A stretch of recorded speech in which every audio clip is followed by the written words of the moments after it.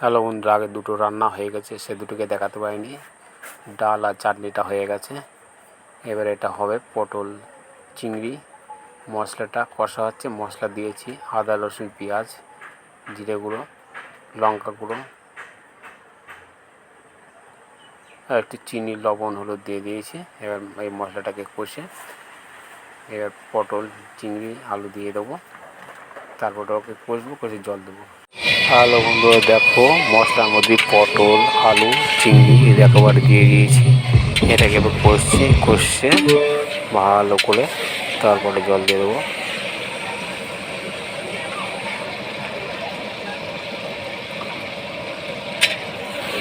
The Bluetooth device is connected successfully.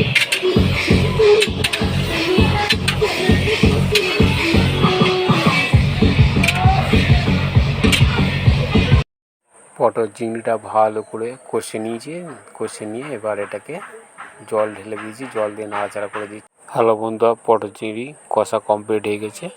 এবার গরম মশলা দিয়ে দেবো, গরম মশলাটাকে দিয়ে দিলাম। এবার এটাকে ভালো করে নাড়াচাড়া করে এবার এটাকে নামিয়ে দেবো, হয়ে গেছে। দেখুন কালারটা কত সুন্দর হয়েছে, তবে সেই লাগছে দেখতে। পটল চিংড়িটা সেরকম হবে খেতে, খুব সুস্বাদু হবে। দেখো কালারটা কত সুন্দর এসেছে। দেখুন পটল চিংড়িটা হয়ে গেছে, নামিয়ে দিয়েছি দুই পাত্রে। দেখুন কত সুন্দর লাগে দেখতে। দেখুন বন্ধুরা, তেজপাতা লঙ্কা তেলে ছেড়ে দিয়েছি। চিকেন হবে, চিকেনের মশলাটা হচ্ছে, মশলাটা কীভাবে করি সেটাকে ফলো করো, দেখতে থাকো। দেখো তেজপাতা লঙ্কা লাল লাল হয়ে যাব। দেখুন এবার হচ্ছে আদা দিয়ে দিলাম প্রথমে।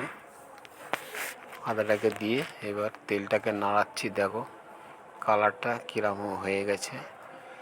আদা দিলে পরে এবার রসুন আর জিরে দিয়ে দিলাম।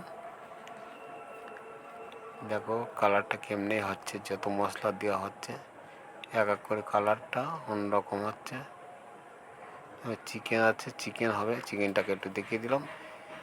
এবার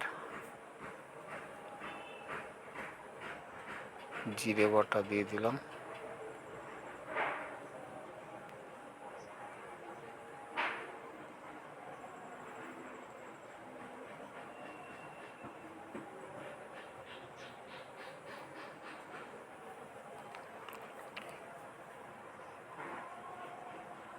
এবার টমেটোকে ছেড়ে দেবো, কাঁচা লঙ্কা দিয়ে দিলাম।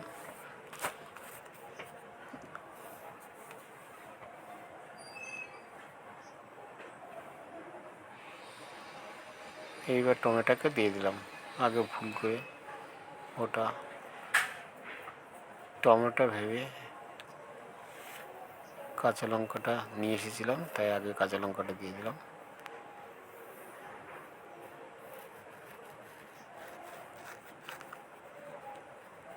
দেখুন কালারটা সেই লাগছে, দেখতে সেই রকম হচ্ছে, খেতেও ঠিক সেই রকমই হবে। হলুদ দিয়ে দিলাম 2 চামচ।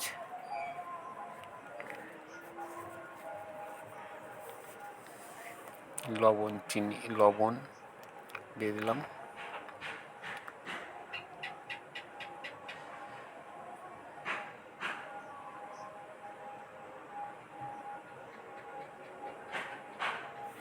দেখো কালারটা সেই এসেছে, সেই লাগছে। এবার কষা প্রায় হয়ে গেল।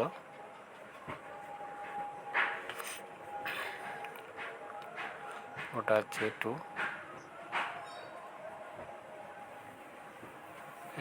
এর ভিতরে একটু কিশোরী রং দিয়ে দিলাম হালকা করে, তাহলে এটা অনুষ্ঠান বাড়ির রান্না তো কালারটা আরও সেই আসবে। দেখো কালারটা এবারটা সেই এসে গেছে। লঙ্কার গুঁড়ো দিয়ে দিলাম। দেখো লঙ্কার গুঁড়ো দিয়ে দিলাম। দেখো কালারটা সেই লাগছে।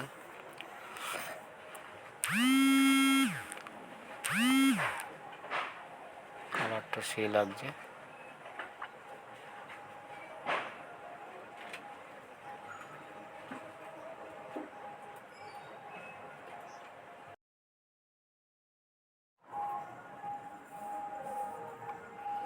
দেখুন কালারটা সে এসে গিয়েছে। এইবার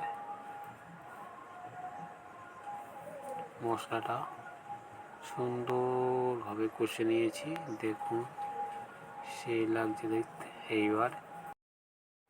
এবার টক দই দিয়ে দেবো, টক দই দিয়ে দিলাম দেখুন। এবার নাড়াচাড়া করে মিশাচ্ছি, ভালো করে মিশিয়ে নিয়ে এবার কালারটা দেবো, আরও সেই কালার হয়েছে। এইবার চিকেনগুলোকে এক এক করে দিয়ে দিচ্ছি, দেখুন চিকেন দিয়ে দিচ্ছি পাশে, দেখুন চিকেন দিয়ে দিচ্ছি এক এক করে। এবার চিকেনগুলোকে দিয়ে দিচ্ছি, চিকেনটাকে ভালো করে দেওয়ার পরে ভালো করে কষে নিয়ে তারপরে হালকা জল দিয়ে দেবো, মানে অনুষ্ঠান বাড়ি জল খুব একটা লাগবে না, এই কষাতেই মাংসটা কমপ্লিট হয়ে যায়। এই জন্য অল্প একটু হালকা জল দিয়ে দেবো, তাতেই হয়ে যাবে, অসুবিধা হবে না। দেখুন মাংসগুলো এক এক করে ছেড়ে দিচ্ছি, মাংসগুলো ছাড়ার সঙ্গে সঙ্গে কালারটা সেই কালার এসে যাচ্ছে দেখুন। মনে হচ্ছে যে চিকেন ছাড়ার সঙ্গে সঙ্গেই চিকেনটা কমপ্লিট হয়ে যাচ্ছে।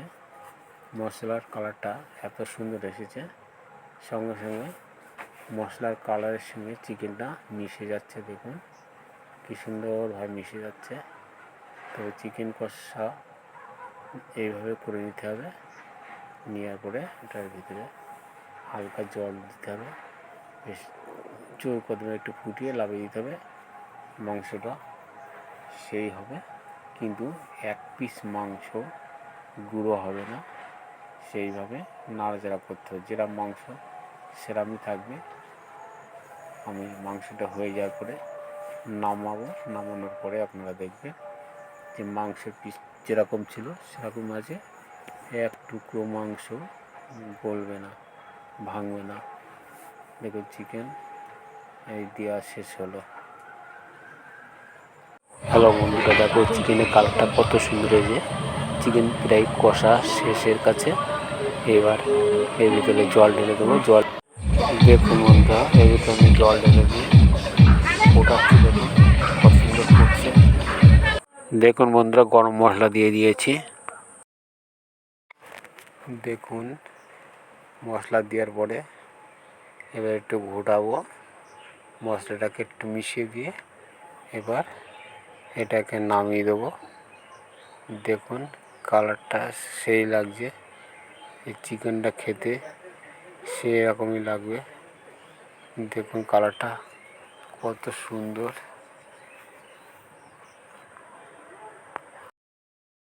দেখুন চিকেনটা হয়ে গেছে, এখানে নামিয়ে দিয়েছি।